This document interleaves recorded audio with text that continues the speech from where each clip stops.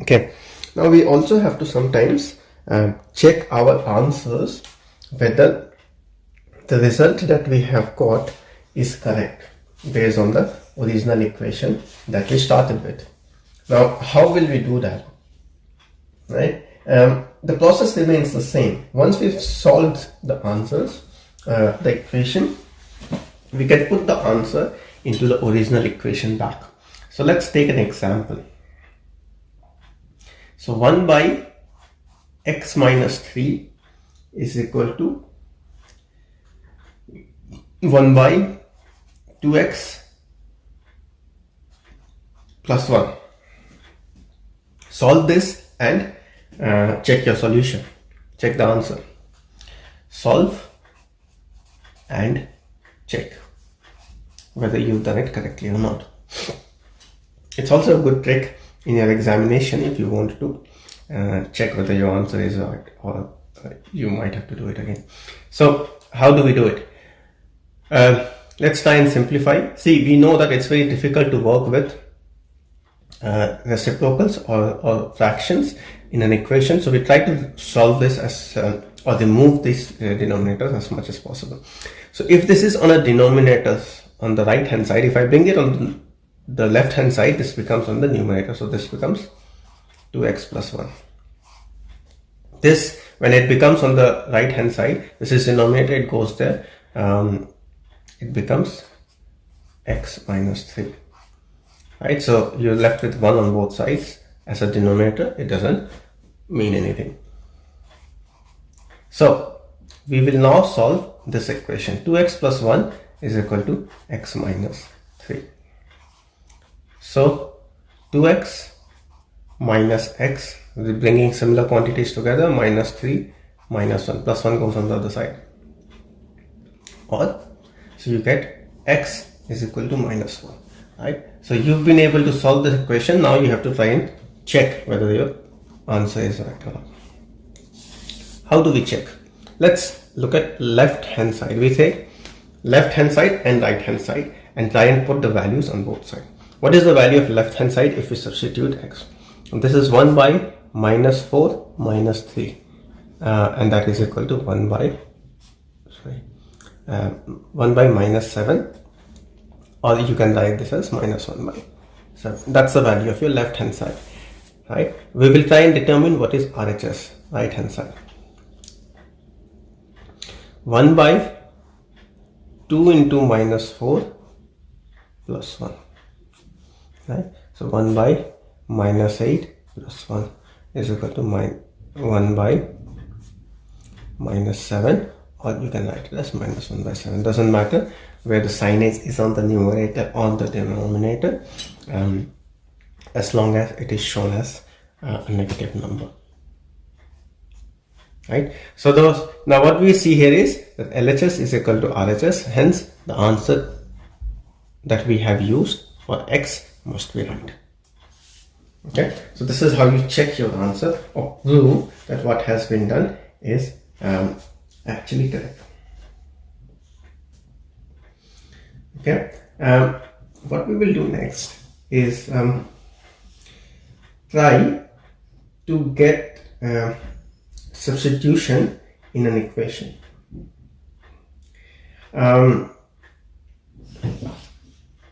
What is also important when we are solving for equation is to be able to apply them in such a manner that you are able to change subject. Right? So change subject of an equation.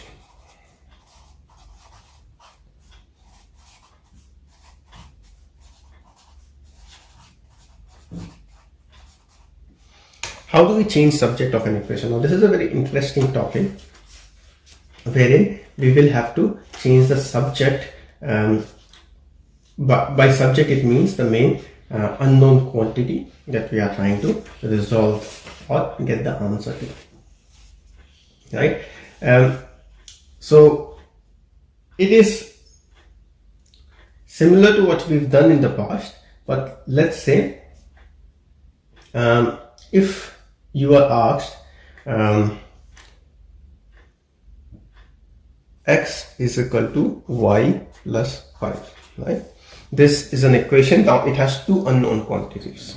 We do not know the values of x and we do not know the value of y, right? Whenever you have x on the left, or whatever you have on the left is generally considered the subject of the formula or subject of the equation. In this case, x is the subject, right? How do we make sure that, let's say we have to change it to y. Change subject to y.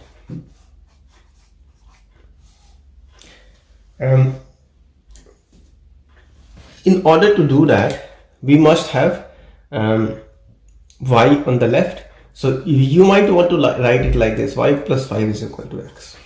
To start with, you can just reverse a without having to do anything. So a equal to 5, still you can write it as 5 equal to a equal to 5 is same as 5 equal to a. Right? So we've just reversed this. So this becomes on the left. Now I have to isolate y because y is the subject. So I have to do minus 5 goes on the other side, x minus 5. Now this is your new equation. Because we had x as the subject, now we have to make y as the subject. So this is an equation. Now if you are given the value of x, if you are given the value of, if x is equal to, let's say they've given the value of x is 11, then you can get the value of y. Y is equal to 11 minus 5. Substituting the value of x, you get the value of y as 6. Okay. Another, so we'll take one example. So it says, if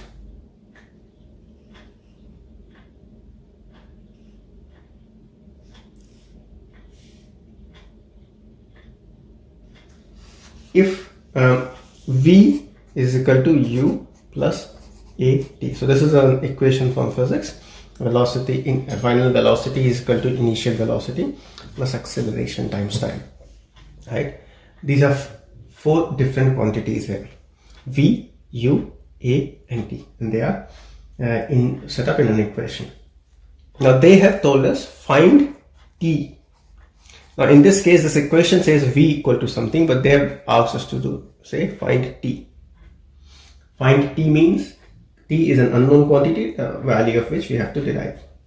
And they have given us the value of v is 18, u is equal to 9 and a equal to 2. Right? Now what you could do is just substitute the values. So you could do 18 is equal to 9 plus 2t. Now if you see this, you have got an equation in form of t, because t is what you're trying to find, time. So you subtract 9 on this side, it becomes 18 minus 9 equal to 2t. So 9 equal to 2t, t will be equal to 9 by 2. Right? So this is your answer. So see, what we have done here is, although the subject of this equation is v and not t, given we have all the values, we can substitute and then we can create an equation in form of t, which we can subsequently solve to get the answer. Right? Now this is also very important, because an equation, changing the subject of an equation is very relevant in everything that we do. You may have multiple quantities that are dependent on each other, right? But to be able to solve them by moving these unknown quantities across the equation is a very important learning to have. So let's take a very basic example again. We probably would have heard of this formula, is distance by time is equal to speed. So when we have to determine speed of anything, we take distance by time. However, whatever is the distance that you've traveled and what time you've taken to do that. Right? Now let's say This is a formula to derive your speed. If sometimes you do not know, if you want to determine distance, so let's say I tell you this is the equation and I am running at 60 kilometer per hour. So that's my speed, and my time that I have been driving is for 3 hours. 60 kilometers per hour and time is 3 hours.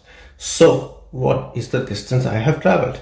Now this equation gives you the relationship between distance, time and speed. It does not necessarily tell you which one to do first.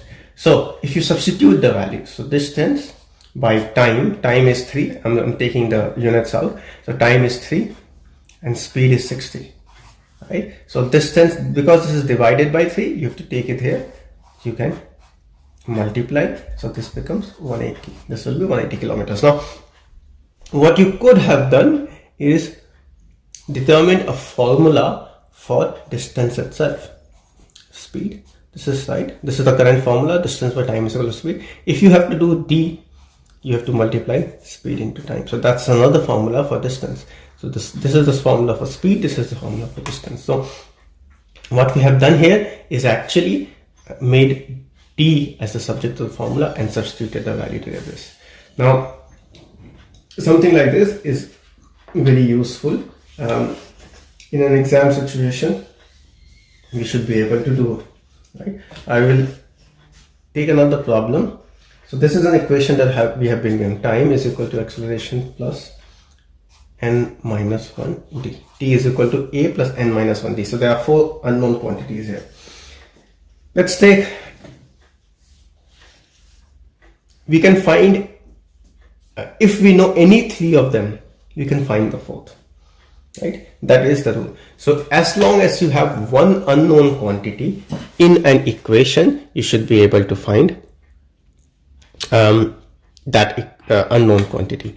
Right? So let's say that we have been given the values. Okay, find n. We've been asked to find n when t is equal to 62, a equal to 6. And d equal to 4.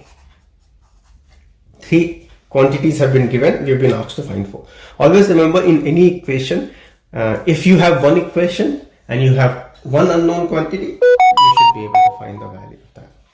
If you have 2 equations and there are 2 unknown quantities, they are both same for those 2 equations, you should be able to find the value of that. Okay, now find n. So what do we do? First we substitute the value. Time is 62, t is 62. So 6, 2 is equal to a 6 plus n minus 1 times 4. Make sense? What we have done is just substituted all these values. Now this is multiplied. First we will take the subtraction here. So 62 minus 6 is equal to 4 times n minus 1. Just made it a bit more simple. This is 56, yeah, and 4n minus 4. This has been, bracket has been opened. So we get 56 plus 4 is equal to 4n, or 60 is equal to 4n, or I will divide this, so 15 is equal to n, or n equal to 15. That's your answer. Right? So what we have done is, similarly you could put any other, if you are given all 3 other quantities and you want to put them and find a value, you can do that. So that's how you change the substitute. If you are given all the values, substitute them and continue solving. You should be able to get to what you're looking for.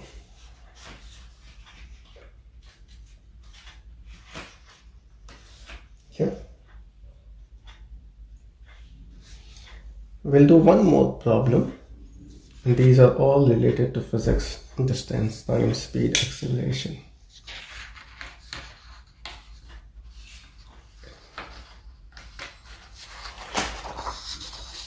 Where we have to substitute the values. We have been given an equation. V square is equal to u square plus 2as. Okay,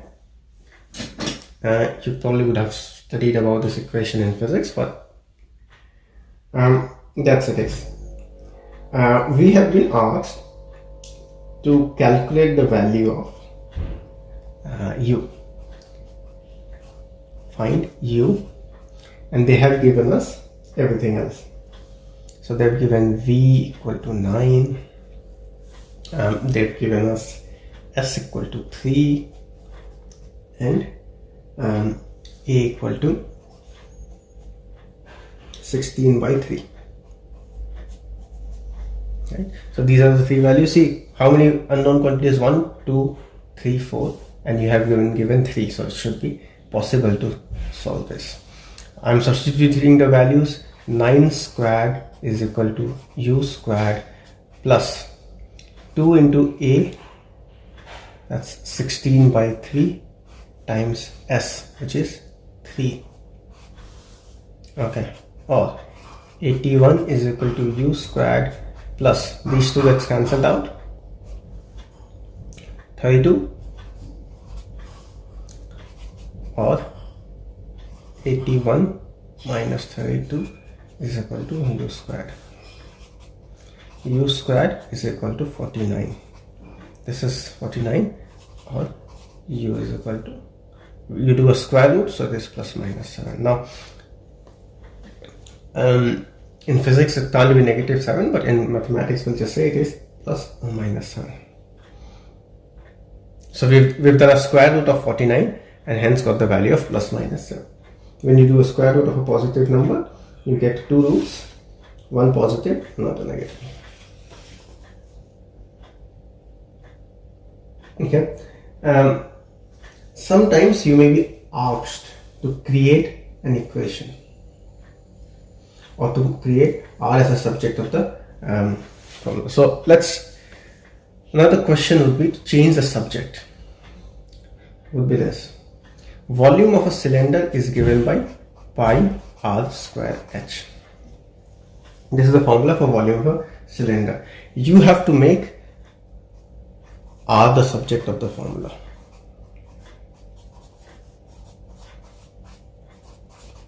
Right? Now the first step is we generally take this quantity on the left, the one with we are trying to solve. Everything else, because R has to be isolated, you want to put everything else on the other side. These are multiplied, so when they go on the other side, they get divided. R, if you have to get to R, you have to do a square root of this, because see, this is square of this value is this value. If you have to basically get R, we doing square root of both sides. So if you do square root of both sides, this becomes only R, and this becomes v by pi h. Okay. Now the next part of this question will be that they give you the value of these things. So find R. Now they'll tell you find R. If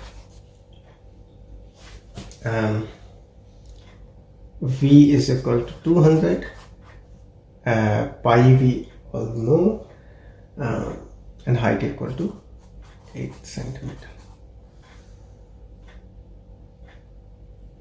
Right. So what we will do is pi is 3.14.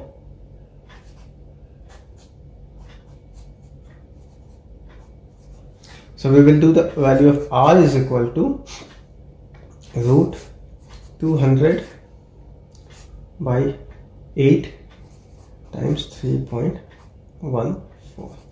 When you solve it using a calculator, whatever you get, the R value is 2.8 approximately, nearest one decimal place. Right.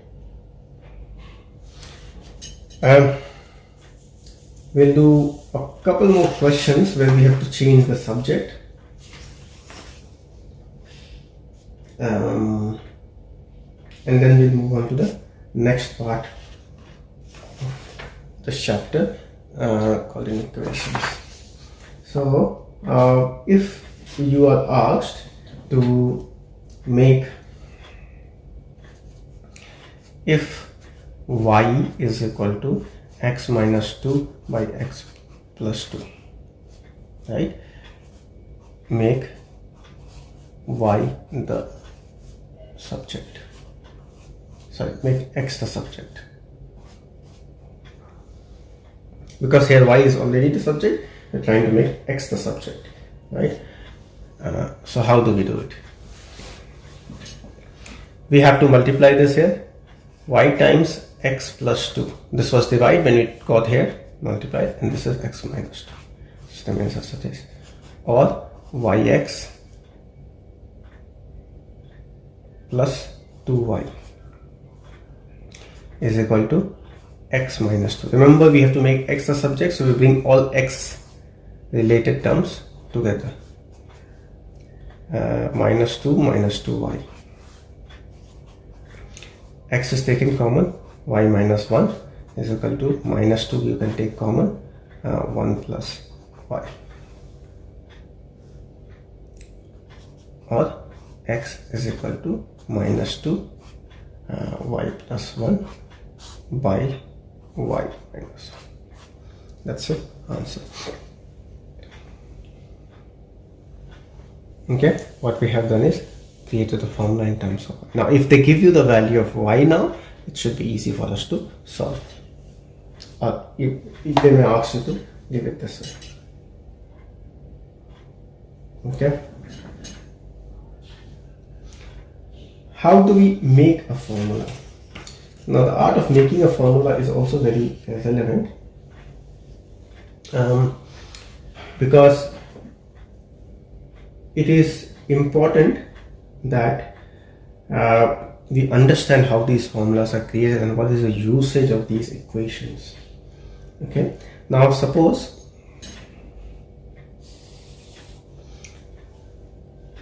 I have a rectangular field. A very simple example. I know the field is rectangular. So what are the things I know? I know that the field is rectangle in shape. I also know that the length of this is 16 meters. I have forgotten the breadth of this rectangle, right? But I know that the area was 80 square meters. Length was 16 meters. I have forgotten the breadth. Can I find the value of breadth if I know the area? Now, how do we form an equation? So let us assume that the breadth is x. Okay. Now we know that the area of a rectangle, and we should know this, is length times breadth. We know 80 is the area, and we're substituting it now. Length is 16 and breadth is x. Right? So what we have created this is a very simple example, but what we have created is an equation in terms of, so 80 is equal to 16x. Now we have to make x as the subject, so I'm moving this on this side. 16x is equal to 80. X should be equal to, you divide 16 on this side, x should be equal to 5. That's your answer. Right? This is what we call creating a formula, constructing a formula. We, using a lot of these questions around measurements, etc., we can calculate and solve equations based on the formulas that we have created, and this is a very important learning to have. We should know some basic formulas, right, and hence create an equation accordingly. So things like area of a rectangle. We know that area of rectangle should be equal to length times breadth, right? Area of a triangle, this is equal to half into length, half into base into height. Okay. Similarly, some of the other basic things that we should know, that sum of all angles in a triangle is equal to 180 degree.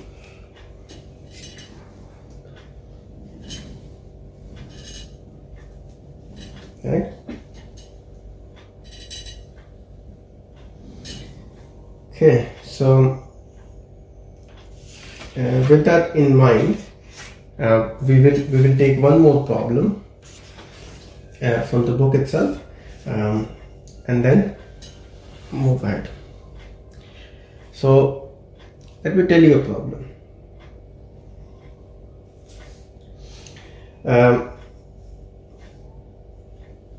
From your book, a bottle is half full. So a bottle is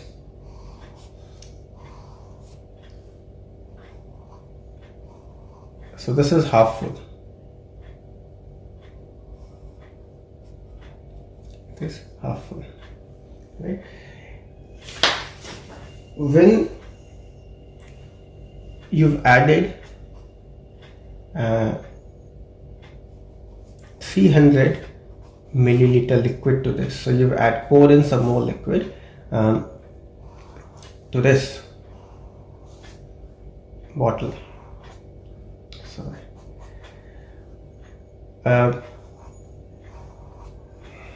This bottle has now become 3/4 full.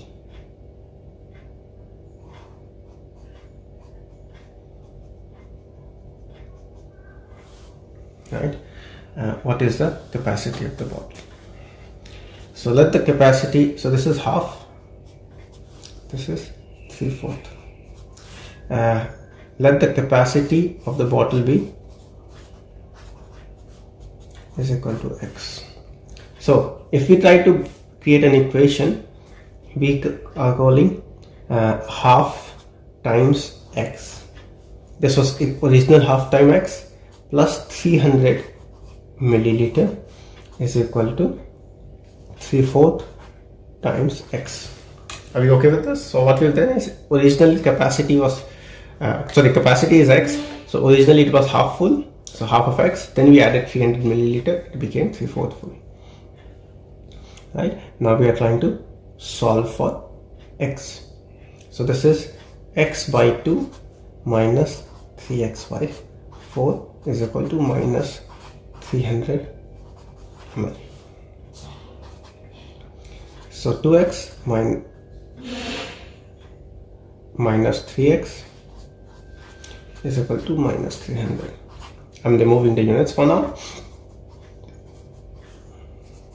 So minus x by 4 is equal to minus 300, or x is equal to 4 times minus x is equal to minus 1200. Okay, I'm removing minus from both sides, so dividing by minus 1, x is equal to 1200. This is 1200 milliliters, so 1.2 liters. Right? So this gives us the capacity of the bottle. Now what we've learned in this is to be able to form an equation and then subsequently solve that equation. Hope you are able to solve these equations. We'll do some more advanced and complex problems in the next session.